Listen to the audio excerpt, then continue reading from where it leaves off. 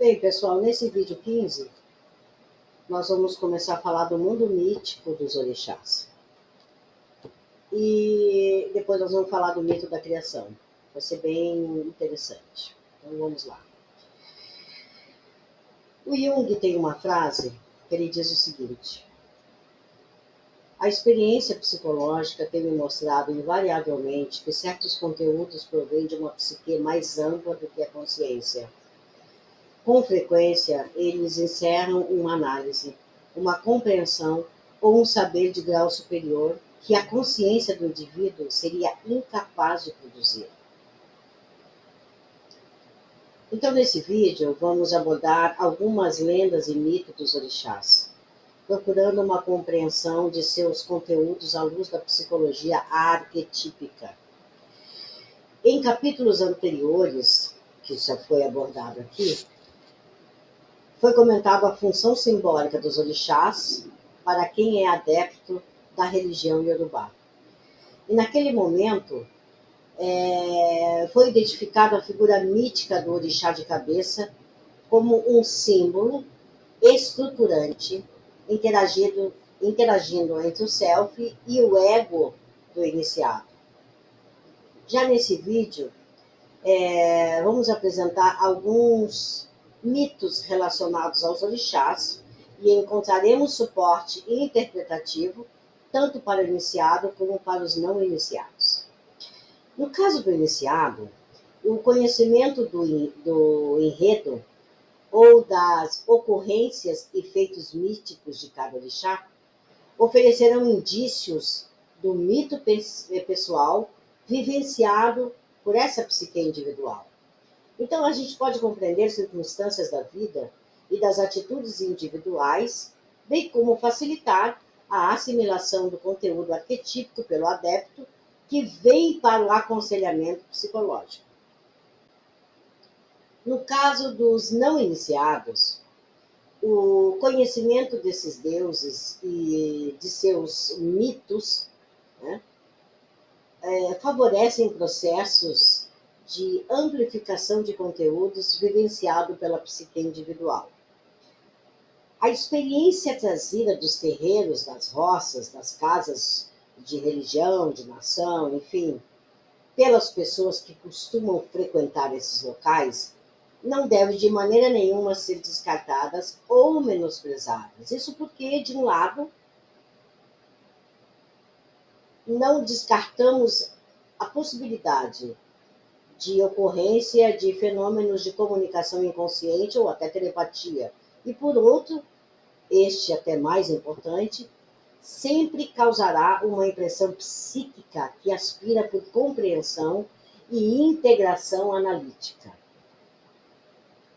Já por outro lado, conteúdos inconscientes, constelados, podem emergir em sonhos ou em imaginação ativa sob a forma de símbolos, dentre os quais símbolos afro-brasileiros e igualmente necessitam de trabalho para que possam ser integrados nessa consciência. Então, estamos nos referindo ao processo de amplificação. Então, nós vamos passar agora a falar sobre o mito da criação. Olodumaré, o Deus Supremo, vivia muito além de tudo que é possível e um dia resolveu criar um outro lugar onde os orixás pudessem reinar e cada um tivesse o seu espaço e território de domínio. Para isso, incumbiu o Batalá ou Oxalá de criar este outro mundo. Esta escolha deveu-se ao fato de Oxalá ser considerado a segunda pessoa de Olodumaré. Então deu-lhe o saco da criação e enviou-o em missão para criar um mundo visível. E antes de partir, Oxalá consultou Orumilá, divindade associada a Olorum, que preside os destinos do mundo para saber que caminho seguir e o que ele ia fazer. Orumilá disse a Oxalá que devia fazer uma oferenda para que fosse capaz de fazer tudo com perfeição.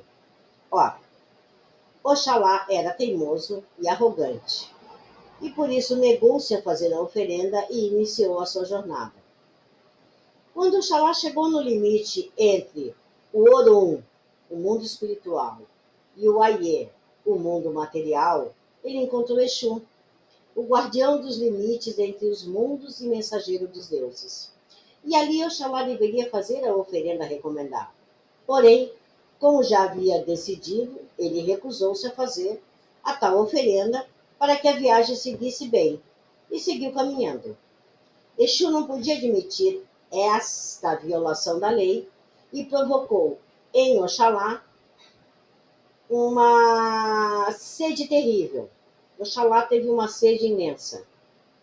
Oxalá sedento, que estava, obviamente, de tanto caminhar, ao avistar um bedenzeiro, perfurou com o seu cajado e dele escorreu vinho de palma, que Oxalá bebeu em abundância. Tanto bebeu que embriagou-se e caiu em profundo sono. Olofim Ododuá, irmão de Oxalá,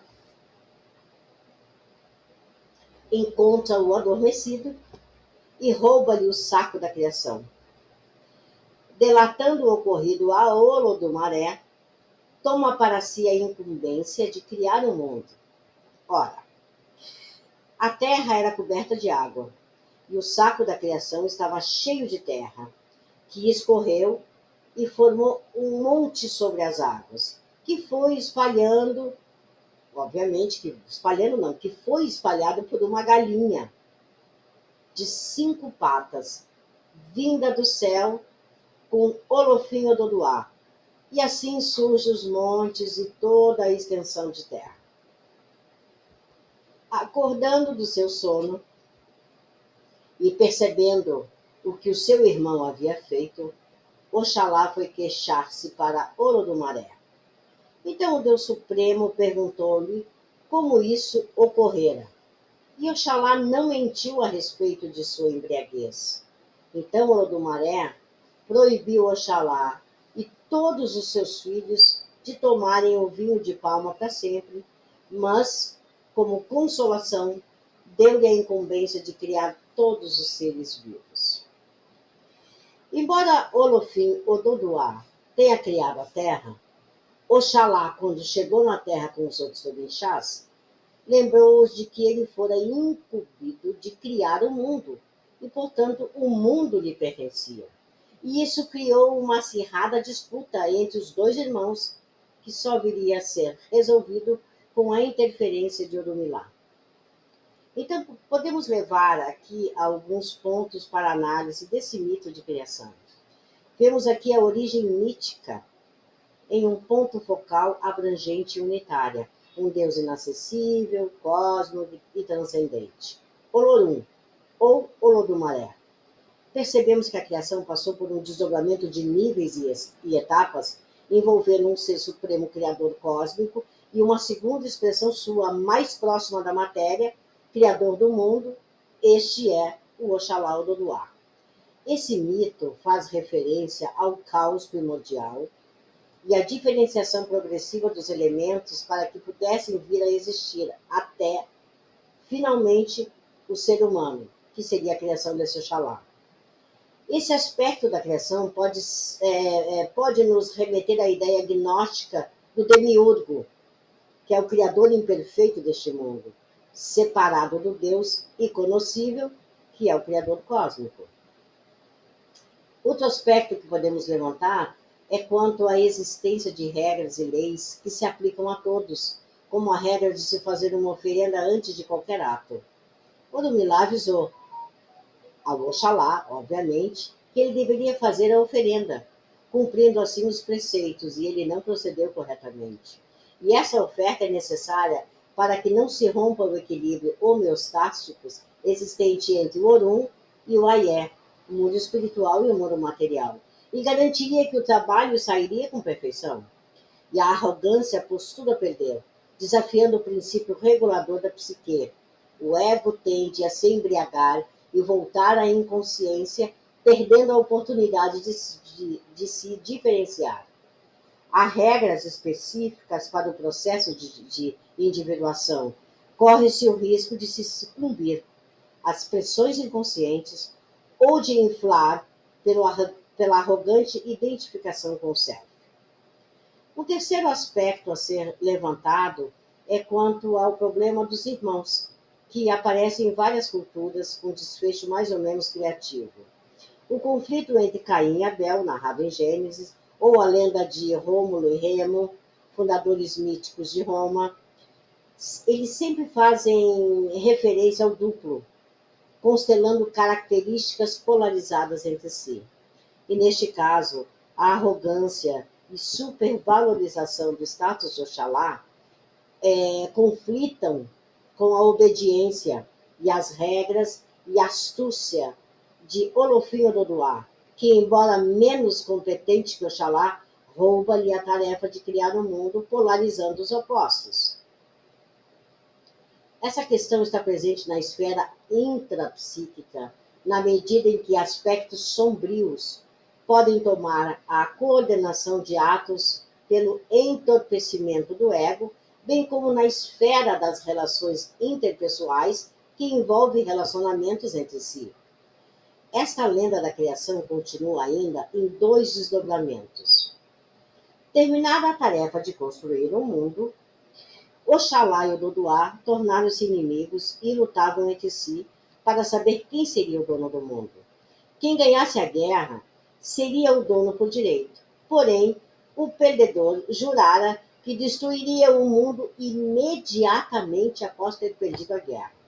Então, esse estado de coisas inquietou muito Orunmilá, que é a divindade dos destinos do mundo, e que havia sido encarregado por Olodumaré de proteger o mundo criado.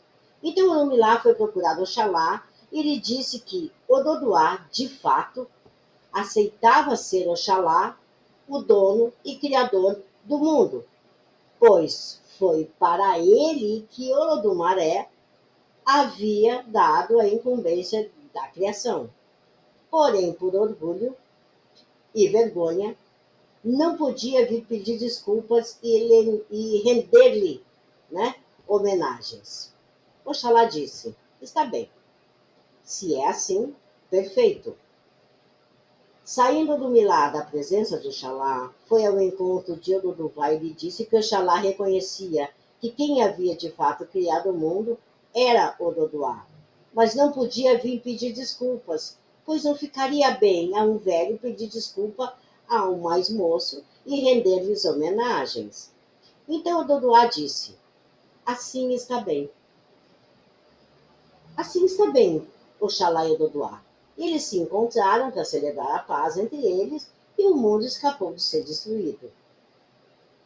Podemos observar que a atuação de um princípio de equilíbrio atuou nessa disputa, que era Orunmilá, em que cada um dos dois inimigos não podia assimilar os conteúdos do outro devido à distância existente entre eles.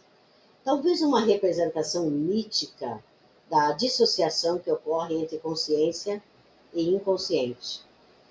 Por conta da unilateralidade da consciência, ocorre um distanciamento dessas duas instâncias psíquicas que podem se tornar dissociadas.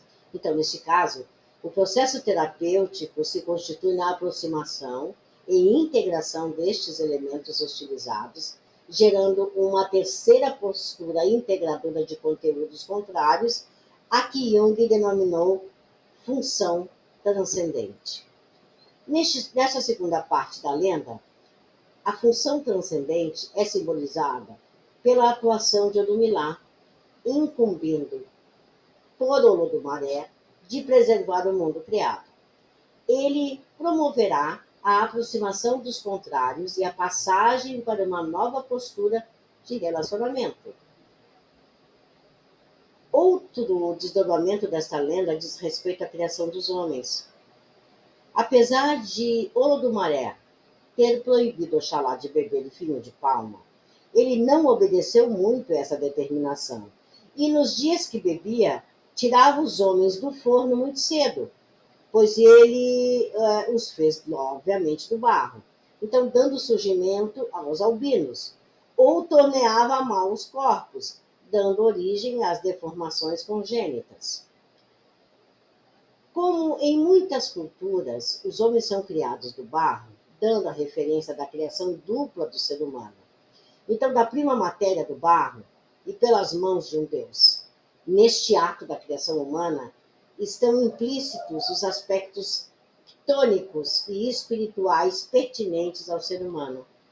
Por outro lado, a imperfeição na criação dos homens por parte de Oxalá faz novamente referência à ideia do demiurgo. É parte da mitologia iorubá o fato de que a natureza não apresenta a perfeição conceptual construída pela consciência. Então, a natureza é perfeita dentro dos seus próprios parâmetros de harmonia e não nos parâmetros de estética criados pela consciência. No próximo vídeo, nós vamos falar sobre a intermediação dos mundos. E vamos começar então com o controvertido Exu. Espero que vocês tenham gostado. É um tema bem instigante esse. Um forte abraço e até o próximo vídeo.